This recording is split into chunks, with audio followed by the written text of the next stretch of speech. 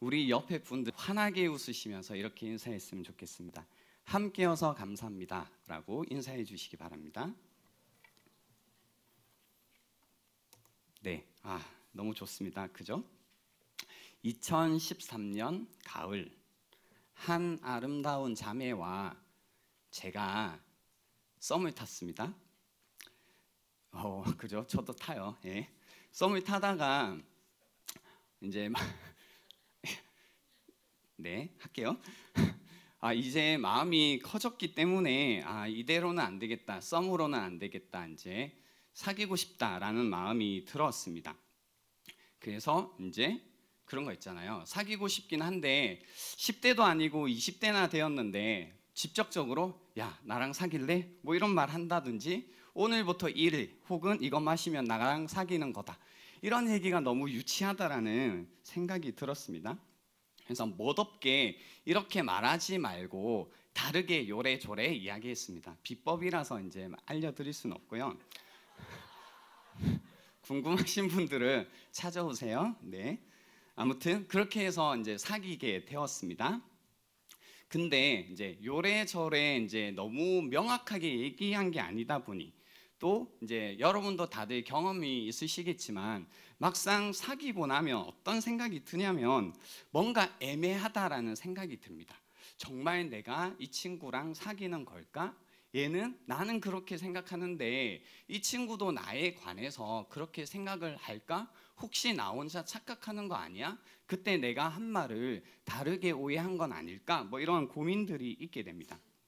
그래서 안 되겠다, 이렇게 애매하게 하면 안 되겠다라는 생각이 들어서 한 일주일이 지나서 이제 벤치에 같이 앉아서 이야기를 나누다가 제가 박력 있게 손을 잡았습니다. 멋있죠? 네, 이런 반응 맞습니다. 욕 먹었습니다. 왜 이러냐고? 그래서 박력은 욕을 부른다라는 레슨을 얻긴 했지만 아무튼 애매함을 좀 없애고 싶다라는 생각이 들었습니다. 이와 마찬가지로 우리도 하나님과의 관계 속에서요, 하나님과 나와 사귐이 있는 건가? 내가 정말로 하나님과 사귀고 있는 건가? 뭔가 애매함이 있을 때가 있습니다. 나는 정말 하나님과 사귐이 있는 걸까? 그렇다면 이 사귐으로 인해 내 가운데 충만한 기쁨이 있어야 되는데, 또 이 생각을 하면 뭔가 모르게 애매하다라는 생각이 계속 들게 됩니다. 그래서 근본적으로 지난주에 저희가 하나님과의 사귐을 통해서 충만한 기쁨에 관해서 배우긴 했는데요, 우선 그 기쁨이라는 것을 회복하기 위해서 하나님과 나와의 사귐에 관해서 한번 명확하게 할 필요가 있겠다라는 생각입니다. 세상에 생명을 주는 예배라는 책에서 알렉산더 슈메만이라는 분은요, 이렇게 이야기하신 적이 있습니다. 기독교는 기쁨의 선포를 떠나서는 도저히 이해될 수 없다. 교회가 세상에서 승리를 거둘 수 있었던 것은 바로 기쁨 때문이었다. 교회가 이 기쁨을 잃어버렸을 때, 이 기쁨에 대한 믿음직한 증인이 되기를 그쳤을 때 교회는 세상을 잃어버렸다. 기독교에 대한 가장 호된 비난은 그리스도인들에게 기쁨이 없다고 했던 니체의 말이었다라고 해서요, 우리가 그리스도인이다, 하나님을 알고 있다, 하나님을 믿고 있다라고 하는데 하나님과 사귐이 있다라고 하면서 우리 안에 그분이 주시는 그 기쁨이라는 것이 없다면 분명히 그 무신론자였던 니체가 했던 이 비난이라는 것이 합당하겠다라는 생각입니다. 그래서 우리 안에 이 기쁨을 회복하기 위해 이제 하나님과의 관계를 다시 한번 살펴봤으면 좋겠는데요.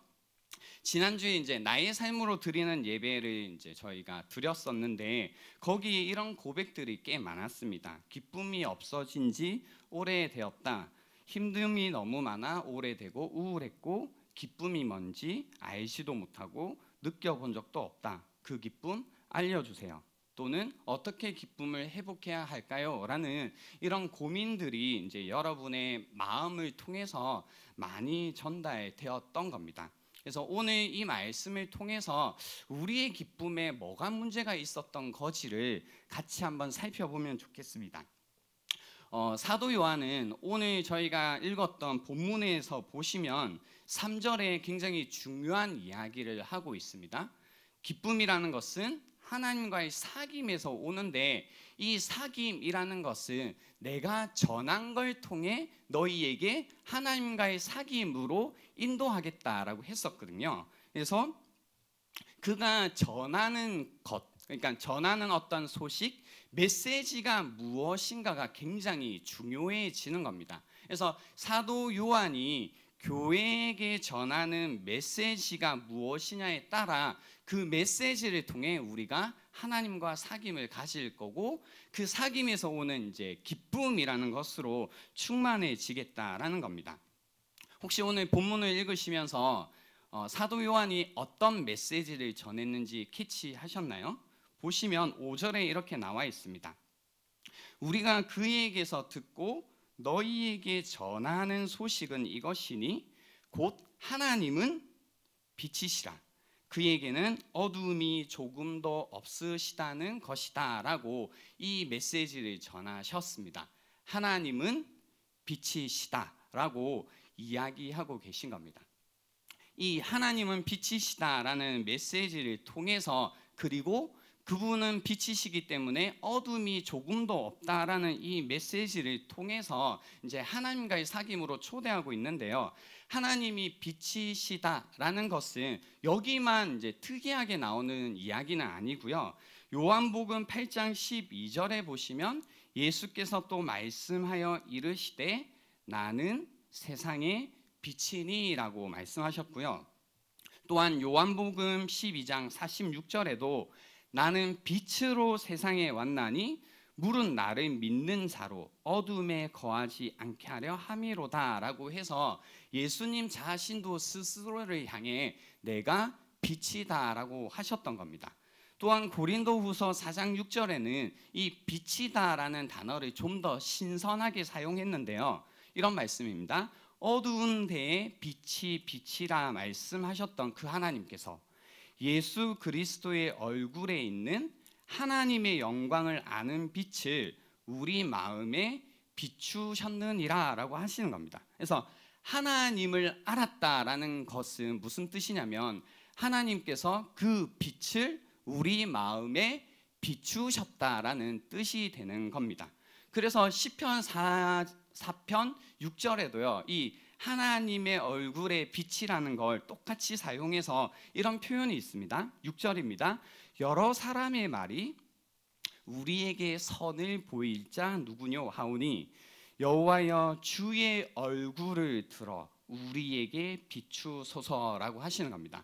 우리 이제 개역 개정에는 그냥 여호와여 주의 얼굴을 들어 우리에게 비추소서라고 되어 있지만 영어 성경에 보면 The light of your face라고 해서요 주님의 그 얼굴의 빛이다라고 표현되어 있습니다. 그래서 보세요. 7절에 재밌는 게 주께서 이 빛이 비치니까 내 마음에 두신 기쁨은 그들의 곡식과 새 포도주가 풍성할 때보다 더하니이다라고 해서요 이미 시편 기자는 그의 마음 가운데 하나님의 그 얼굴의 빛, 그 영광의 빛이 마음의 빛이자 그 마음 가운데 기쁨으로 충만했다라는 이 고백을 하고 있다는 겁니다. 내 마음에 비친 그 빛이 내 마음에 두신 기쁨이 된다라고 하는 거죠. 기쁨이 막 솟아나고 있는 게 보이세요? 그죠? 좋습니다.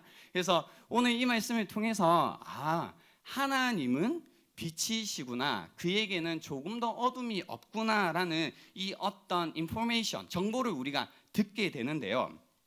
중요한 거는 이제 이어서 나오는 말씀입니다. 하나님이 빛이신데 그래서 어둠이 없으신데 5절에 보시면 오늘 본문입니다. 우리가 그에게서 듣고 6절입니다. 만일 우리가 하나님과 사귐이 있다 하고 이 소식을 들은 다음에 그리고 그것을 받은 다음에 내 마음에 하나님의 빛이 비친 다음에 어두움에 행하면 6절이죠. 거짓말을 하고 진리를 행하지 아니함 이거니와 7절입니다. 그가 빛 가운데 계신 것 같이 우리도 빛 가운데 행하면 우리가 서로 사귐이 있고 그 아들 예수의 피가 우리를 모든 죄에서 깨끗하게 하실 것이요 라고 하신 겁니다. 자, 정신을 차리셔야 되는데요,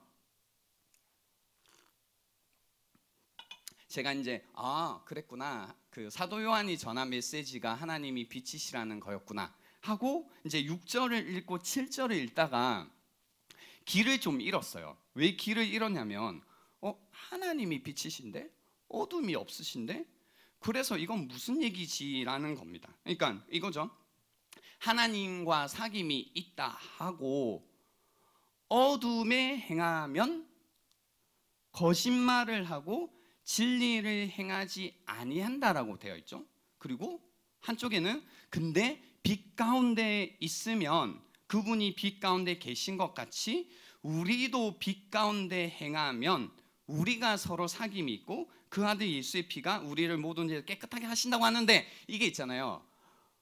무슨 말인지 모르겠는 거예요. 잠시만 붙들어 주세요, 마음을. 저도 여기서 많이 잃었는데요. 무슨 얘기지 하다가 나가고 무슨 얘기지 하다가 나갔는데 좀 저는 이해가 안 되는 거예요. 처음에 이 본문을 읽다가 뭐지?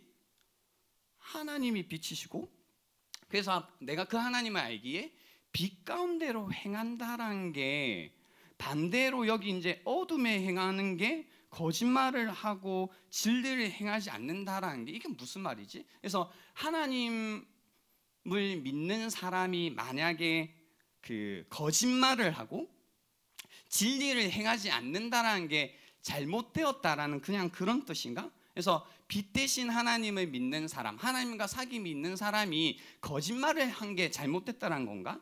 그래서 진리를 행하지 않는, 착하게 살지 않는 게 틀렸다라는 얘기인가로 자꾸 이해가 되니까 자꾸 잘 이해가 되지 않는 겁니다. 거짓말, 그죠? 여기 이제 기준이 되면, 그죠? 우리 거짓말 이번 한 주간 지내면서 했어요, 안 했어요? 오늘 점심 때도 했잖아요. 배 안 부른데 부르다고, 맞죠? 주변에 막 거짓말하고. 우리가 살면서 이제 거짓말을 너무너무 많이 하고 사는데 이런 기준으로 따져보면 그런 마음이 드는 겁니다. 나는 항상 빛 가운데 살 수 없구나. 나는 항상 하나님과 사귈 수 없는 존재구나. 뭐 이런 마음이 듭니다. 뭐 또 진리를 행하지 아니했다 했다 이게 단순히 착하게 사는 거다 이렇게 이야기하면 나는 나쁜데? 뭐 이런 생각도 들면서 나는 하나님과 사귐이 없구나. 근데 그러면 다른 놈들은 어떻게 살지? 해서 7절 말씀, 빛 가운데 계신 것 같이 우리도 빛 가운데 행하면 우리가 서로 사귐이 있고, 여기까지는 좀 이해가 되죠. 빛 가운데 이제 행한다라는 게 거짓말도 하지 않고 진리 가운데 뭔가 착하게 사는 거구나. 근데 그 다음에 나오는 말씀, 그 아들 예수의 피가 우리를 모든 죄에서 깨끗하게 하실 것이요. 여기가 이제 저는 헷갈리거든요. 왜냐하면 착하게 거짓말도 하지 않고 진리 가운데 산다라는 말인데, 그래서 하나님과의 사귐이 있다라는 말인데, 나랑 다른 인간인데 왜 여기에 뒤에 그 아들 예수의 피가 우리를 모든 죄에서 깨끗하게 하실 것이요라는 이 말씀이 왜 나오는 걸까? 그러니까 이미 그대로 완전하고 이미 잘 살고 있는 것 같은데 왜 죄를 용서받는다라는 이 얘기가 나올까라는, 오히려 죄의 용서는 이 어둠 가운데 행하고 있는, 그죠? 이 사람들에게 필요할 것 같은데, 그래서 이 말씀이 위에 붙으면 이해가 되는데 빛 가운데 거하는 사람들에게 붙으니까 막 헷갈리는 겁니다. 그래서 이제 뒤에 말씀까지 막 제가 읽다가 막 정리를 좀 했어요. 그래서 어떻게 정리가 됐냐면 이런 겁니다. 한번 들어보세요. 하나님과 사귐이 있다는 것은 빛 가운데 행한다라는 것이다. 그리고 빛 가운데 행한다라는 것은 우리를 모든 죄에서 깨끗하게 하신다라는 것이다. 또 이어서 뒤에 말씀에 보면요, 8절 9절, 우리 죄를, 그러니까 우리 죄를 깨끗하게 하시고 빛 가운데 행한다라는 것은 뒤에 보면 우리 죄를 자백한다라는 뜻이다로 이제 이어지더라고요. 그래서 제가 여기 사귐이 있다, 빛 가운데 행한다, 죄에서 깨끗하게 하신다, 우리 죄를 자백한다 해서 우리 죄를 자백한다를 그 빛 가운데 행한다 다음에 붙이니까 좀 이게 이해가 되더라고요. 이런 겁니다. 하나님과 사귐이 있다, 그래서 빛 가운데 행한다, 그래서 우리 죄를 자백한다, 그래서 우리를 모든 죄에서 깨끗하게 하신다라고 이제 이걸 순서를 다시 짜보니까 이해가 되더라고요. 반대로요. 조금 더 이따 설명할게요.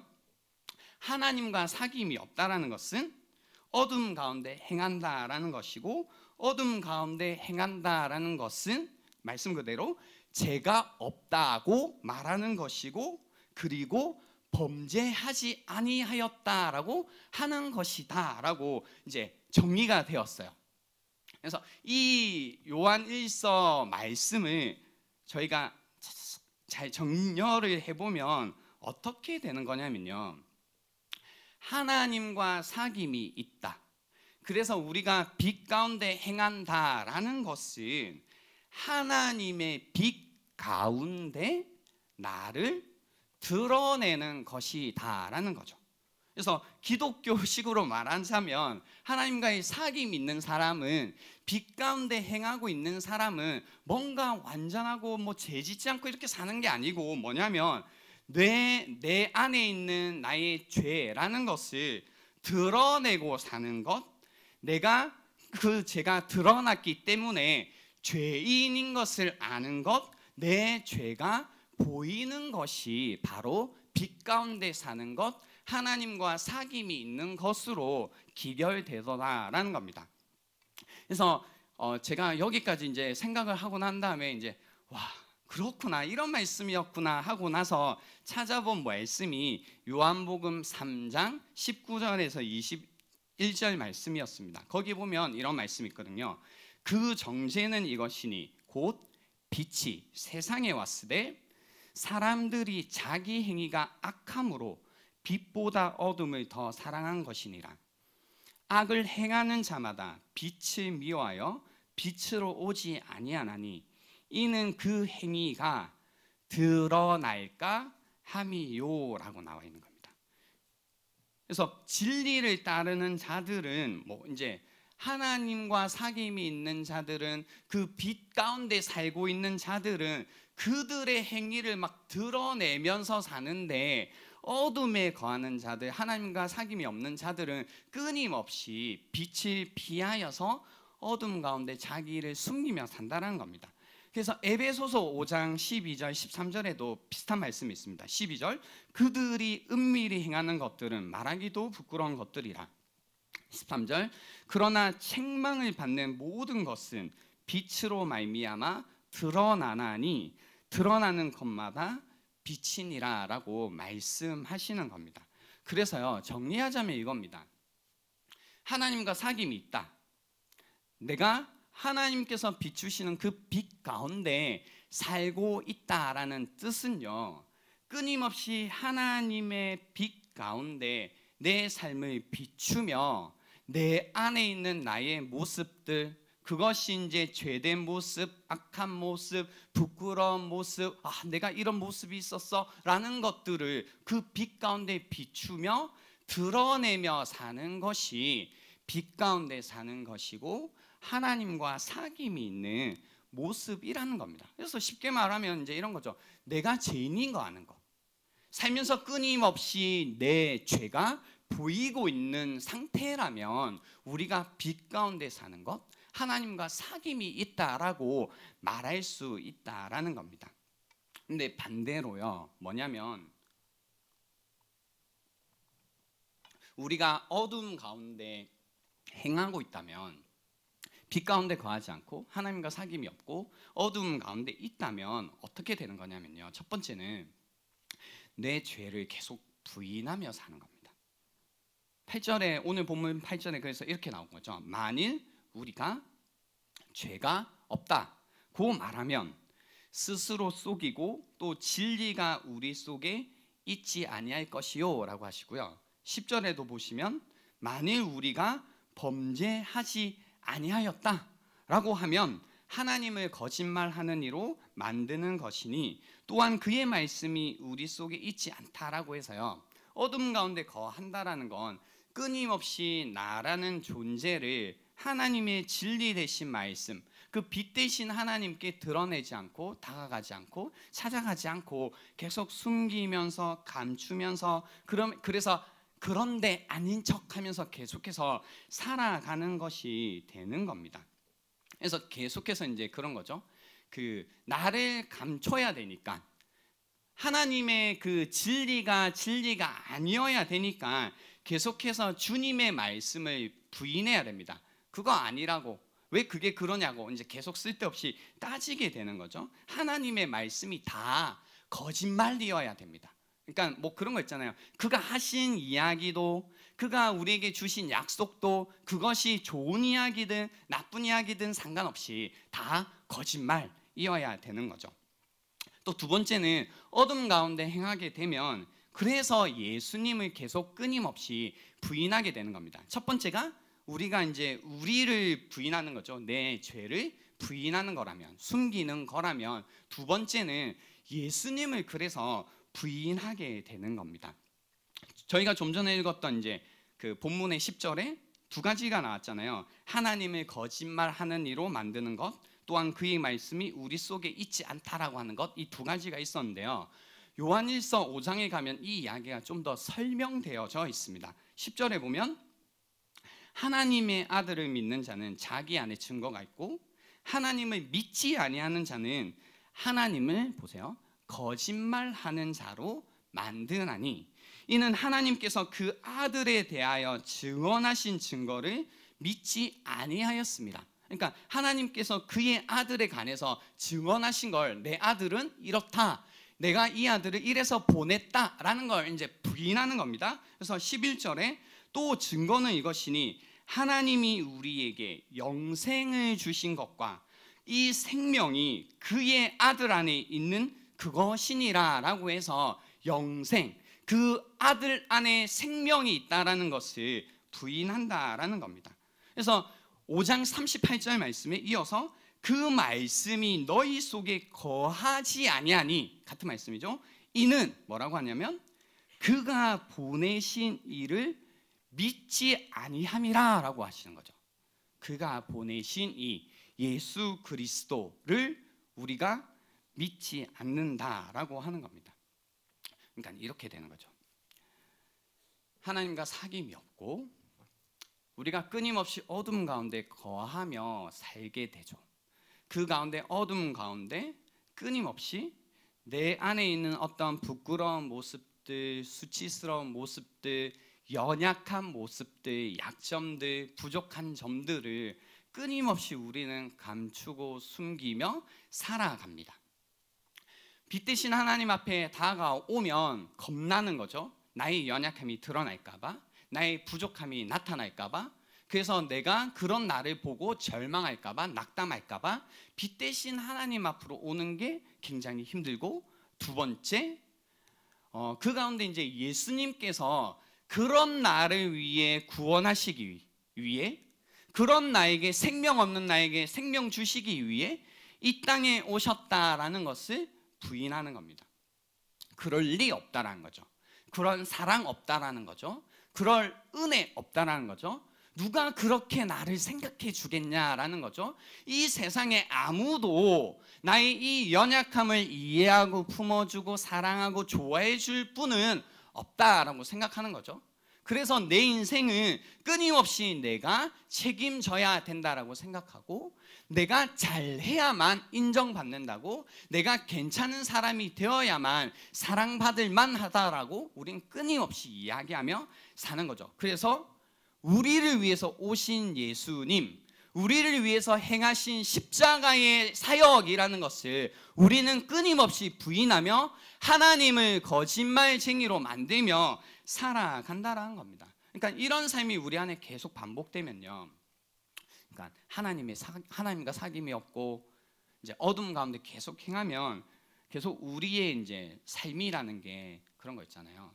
살면 살수록 숨길 게 너무 많아져서 그냥 숨기다가 마는 인생. 그러니까 내가 일을 하는 이유도, 여자친구와 남자친구와 사귀는 이유도, 결혼을 하는 이유도, 돈을 버는 이유도, 나중에 자식을 놓고 살아가는 이유도, 가정을 꾸려가는 이유도, 내 삶의 모든 이유와 목적이라는 것이 단순히 나의 어떤 부족함과 연약함과 추악함과 뭐 그런 것들을 감추기 위해서 살아가는 인생이 된다라는 겁니다. 여기까지 안 가고요. 그냥 눈앞에 보이는 거까지 와도 그런 거죠. 하면 이제 그런 거죠. 교회에 와서도 하나님 앞에 별로 할 말이 없어요. 기도 시간 되면 할 말이 없는 거죠. 그죠? 내가 무슨 말을 하겠어 하나님 앞에. 참, 내가 무슨 자격이 있나, 이제 그런 거죠. 양심이 있다라는 거죠. 나도 양심이 있지. 이런 내가 뭘 하나님께 구하겠어. 그냥 이제 내가 내 죄 짐은 내가 지고 가자. 뭐 이런 생각으로 이제 막 드러내고 얘기하지 않겠죠. 그렇지만 마음 깊은 곳에 그런 믿음으로 이제 우리가 교회에 나오지만 하나님을 믿지 못하고 그분이 우리를 위해서, 우리의 죄를 위해서 십자가에 죽으셨다라는 사실을 끝까지 부인하며 내가 내 십자가를 지고 죽겠다라는 이런 마음으로 이제 우리가 끝까지 살아가게 되는 거죠. 그래서 우리 안에 절대로 내 죄를 깨끗하게 할 수 없다라는 믿음으로, 나만이 나를 깨끗하게 할 수 있다라는 믿음으로 살아갑니다. 그러니까 어려운 거죠. 내가 문제인데 내가 해결하려고 해요. 그러니까 해결이 안 되는 거죠. 간단한 겁니다. 그죠? 내가 문제인데 내가 해결하려고 하니 해결이 안 되는 겁니다. 그죠? 도움은 밖으로부터 나에게 와야 되는 겁니다. 그러니까 해결이 안 되니 감추고 부인하는 겁니다. 쉽게 말하면 해결할 수 있으면 해결하겠는데 이제 철이 들면 알거든요. 해결할 문제는 아니구나. 그러면 이걸 그냥 좀 부인하자. 아닌 것처럼 하자. 없는 것처럼 하자. 아니면 이것저것 좀 가져서 내가 숨겨보자. 감춰보자 하면서 이제 뭐가 되냐면 결국은 오늘 말씀에 나오는 것처럼 자신을 속이는 자로 살아가게 됩니다. 알지만 아닌 것처럼, 내가 다 알고 있지만, 이런 나의 어떤 사정과 사항을 다 알고 있지만 아닌 것처럼 스스로도 이제 자기 이렇게 나까지 속여야지 마음이 편한 거죠. 이제 자기 자신까지 속여가며 사는 인생이 되어야 된다는 겁니다. 그래서 결국은 어둠 가운데서 나를 속이며 눈이 멀어 길을 잃고 방황하다가 죽어가는 것이 보통 사람들의 삶이 되는 거죠. 그래서 이제 우리가 해야 되는 질문은 뭐냐면요. 만약에 여러분 안에 하나님과 사귐이 있다라고 말씀하시고, 그래서 이제 내가 빛 가운데로 행하고 있다라고 할 때의 그 의미를 그런 거 아니라고 했죠. 얼마나 완벽하게 살고 계세요? 얼마나 거짓말 안 하세요? 얼마나 윤리 도덕적으로 똑바르게 살고 계세요? 이런 뜻이 아니라, 그죠? 얼마나 여러분 자신을 하나님 앞에 드러내고 살아가고 계십니까? 의 질문이 되는 겁니다. 여러분은 하나님과 사귐이 있으십니까? 빛 가운데 살아가고 계십니까?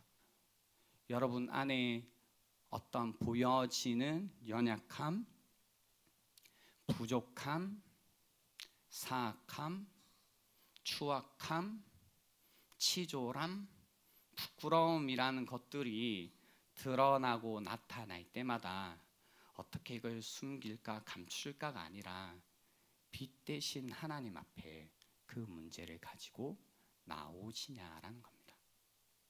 그래서 우리의 구원자 되신 하나님께 그 문제를 위탁하고 그분이 나의 구원자가 되시니 그분이 이 문제를 해결해 주실 거야 라는 믿음으로 하나님을 믿고 그분과 사귐을 가지며 살고 계시냐라는 겁니다.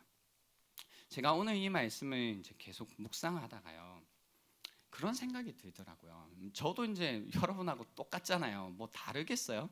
그러니까 이런 건 정리한 생각이지 뭐 제가 살 때 이렇게 살지는 않거든요. 그러니까 무슨 생각이 들었냐면 하나님께 드러내면서 사는 게 나의 그런 모습들, 그러니까 잘하고 있는 건 우린 잘 드러내는데 그런 거 말고 나의 부족한 거, 연약한 거, 안 되는 거, 수치스 막 이런 걸 드러내는 게 왜 우리는 그렇죠 사실 힘들까? 왜 하나님이 나의 구원자이신 거 아는데 그분이 뭐 사랑의 하나님인 것도 알고 날 위해 십자가에 지신 것까지도 알겠는데 왜 우리는 이게 힘들까? 그래서 어떻게 하면 여전히 우리 마음 가운데 내가 잘 해볼까로 늘 넘어갈까 하는 거죠. 그러니까 내가 잘하면 좋겠다. 내가 좀 잘하면 하나님과도 사귐을 가질 수 있겠다. 내가 좀 잘하면 교회 안에서도 좀 떳떳하게 다닐 수 있겠다. 내가 좀 잘하면 괜찮겠다. 뭐 이런 마음이 드는데요. 우리가 이제 이게 안 믿어지는 게 있더라고요. 그게 뭐냐면 9절 말씀이었습니다. 9절 말씀 같이 보실까요? 어떤 말씀이 있냐면 이겁니다. 만일 우리가 우리 죄를 자백하면, 우리의 죄를 고백하면 그는 미쁘시고 의로우사 우리 죄를 사하시며 우리를 모든 불의에서 깨끗하게 하실 것이요 라는 이 말씀. 그러니까 그는 미쁘시고 의로우사라는 이 미쁘시고 의롭다라는 것이 사실은 우리가 안 믿어지는 겁니다. 의로우사. 요즘에 우리가 월드컵을 보고 있는데요. 저는 보고 있는데요. 죄송해요. 다 같이 보는 건 아니니까 보고 있는데요. 계속 이제 경기를 망치고 있는 게 어떤 부분들이 있냐면 정의롭게 또는 공평하게 그 심판이 뭔가 하지 않을 때마다 게임을 망치고 있다라는 생각이 들어서 뭔가 이거 좀 애매하고 뭐 좀 그런데라는 게임 자체가 뭔가 이거 아닌 것 같아 이런 마음이 드는데요. 우리 마음 가운데 그분이 의로우시다라는 믿음이 있다면, 그죠? 그분이 정말로 의로우셔서 정의로우셔서 공의로우셔서 나라는 한 존재를, 사람을, 나의 삶을 정말로 정확하게 잘 판단해 주실 거야, 그분이 기준이 되어 주실 거야라는 믿음이 없으면요, 이건 못하는 거죠. 그러니까 우리가 하나님 앞에 나올 때 자꾸 어려운 게 기준이 우리에게 있거든요. 우리에게 기준이 있기 시작하면 하나님 앞에 이렇게 잘 안 나갑니다. 왜냐하면 불만이 많거든요. 나에게 기준이 있다 보니 하나님이 하시는 게 이해가 안 되고, 나에게 기준이 있다 보니 그분의 뭔가 생각이라는 게 좀 별로인 겁니다. 그래서 이런 거 있잖아요. 이렇게 되게 우리가 교만한 건데, 내가 생각할 때에 생각할 수 없는 것들은 하나님도 생각하지 못할 거야 라는 어떤 이런 교만한 마음들이 우리 안에 있어서요, 내 생각보다 뭔가 넘어가는 그 무엇이라는 것들은 우리가 인정하지 않는 경향들이 있죠. 그래서 여러분 삶 가운데 여러 가지 어떤 상황들이 막 벌어져요. 그 가운데 막 처음에는 생각해죠.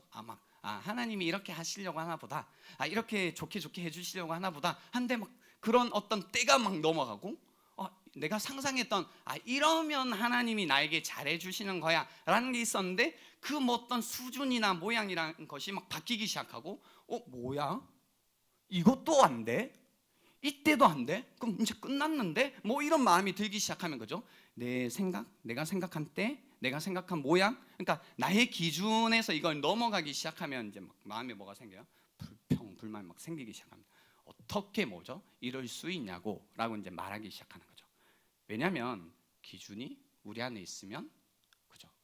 불만이 생길 수밖에 없고, 그러다 보면 하나님께 나의 어떤 그런 모습들을 가지고 나간다라는 게 싫은 겁니다. 그죠? 이게 이제 의로우신 그분을 믿지 못하는 마음. 두 번째는 미쁘시고, 제가 순서를 바꾸긴 했는데요, 미쁘신 하나님을 우리가 잘 못 믿는 것 같아요.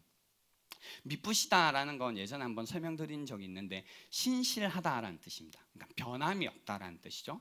우리를 향한 그분의 사랑은 변함이 없다라는 뜻인데요, 우리는 하나님이 우리를 향하신 마음이라는 게, 우리를 향하신 태도라는 게 변하지 않는다라는 걸 잘 믿지 못합니다.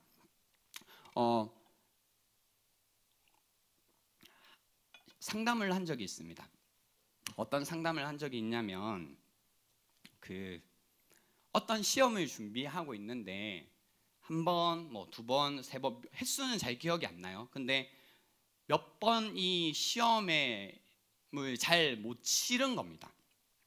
근데 이제 부모님께서, 정확히는 이제 아버지라고 했어요. 아버지가 이제 이 사람을 위해 끊임없이 지원해주고 또 기회를 주고 뭐 하고 있는데, 이제 이 사람의 마음에는 어떤 마음이 드냐면, 뭐 첫 번째는 그럴 수 있겠다 했는데 또 두 번째 하다가 안 되니까 아 이거 좀 그런데라는 생각했는데, 뭐 횟수가 이제 막 많아지니까 자기가 생각할 때에도 그런 거죠. 아 이건 좀 아닌데라는 생각이 막 드는 겁니다. 그러면서 이제 와 내가 정말 막 그런 거 있죠. 여기는 제가 각색한 부분도 있으니까 정확하진 않을 수 있어요. 아무튼 어떤 마음이 들기 시작하냐면 와 이 좀 심하다, 이건 아니다, 그래도 이제는 붙어야 되지 않나, 뭐 이런 생각이 들면서 아빠를 볼 때마다 미안한 마음이 드는 거죠. 그러니까 내가 하고 있는 공부도 힘들지만 집에 갈 때마다, 아빠를 볼 때마다, 부모님을 볼 때마다, 나를 돕고 있는, 지원해주는 사람들을 볼 때마다 끊임없이 마음 가운데 어떤 마음이 드냐면 미안한 마음이 드는 겁니다. 그래서 이 미안한 마음을 없애기 위해서 필요한 건 뭐냐면 다른 게 아니라 뭘까요? 여러분? 뭐예요? 시험에서 뭐 하는 거예요? 뭐 하는 거예요? 합격하는 거라고 생각하더라고요. 그래서 저에게 그 얘기를 했어요. 아빠에게 미안해서 빨리 시험에 합격하고 싶다고 하더라고요. 그래서 제가 그래 그래야지 아빠가 덜 힘드시지, 그래야 기쁘시겠지 라고 이런 얘기 하지 않았고요. 뭐라고 얘기했냐면 과연 그럴까? 라고 했습니다. 과연 그럴까? 왜냐면 제가, 여러분도 아시겠지만 딸이 있잖아요. 아빠잖아요. 그러니까 뭐를 좀 알기 시작했냐면 아버지의 마음이란 걸 알겠더라고요. 그러니까 상태가 나쁠 때도 있겠지만 상태가 좋을 때의 아버지의 마음, 그러니까 하나님 아버지의 마음과 닮아 있는 그 아버지의 마음이라는 게 뭔지 알겠더라고요. 그래서 이런 상황일 때 내가 아빠라면 내 딸에게 뭐라고 얘기하겠다라는 게 막 떠오르는 거예요. 그래서 만약에 내 딸이 나중에 시험을 치는데 한 번 안 되고 두 번 안 되고 세 번 안 되고 네 번 안 되고 다섯 번 안 됐을 때, 그래서 시무룩하고 우울하고 슬프고 괴롭고 그 가운데 나 볼 때마다 미안해하고 부담감이 쩔어 있고 그래서 막 어떻게 해야 될지 몰라 할 때 나는 가서 야 그만 좀 해라, 이제 정신 좀 차려라, 너 날 닮았다고 해야 되나, 엄마를, 아무튼 머리가 나쁘구나, 뭐 이런 게 아니고요. 무슨 말을 해주고 싶냐면 너가 합격하는 게 중요한 게 아니라 네가 어떻게 살든지, 어떤 순간에 있든지, 어떤 시기에 있든지 그냥 기쁘게 사는 게 내가 가장 원하는 거다라고 말해주고 싶더라고요. 그래서 제가 얘기했어요. 아닐 거라고.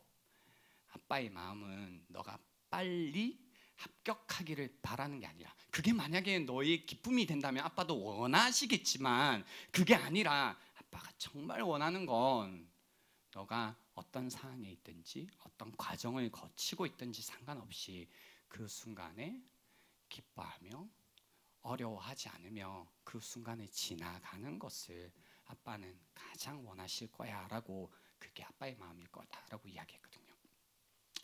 그랬더니 그 친구가 자기와 아빠 사이에 주고받았던 카톡을 보여줬어요. 왜냐하면 자기는 아빠가 한 말이 뭔지 이해를 못했는데 제 얘기를 들으니까 이해가 되기 시작했다고 하면서 제가 그 카톡을 보고 사진을 찍고 혹시 이야기 내가 나중에 해도 되긴 알겠다고 해서 가지고 왔는데요. 무슨 얘기냐면 막 몰래 하는 거 아니란 뜻이에요.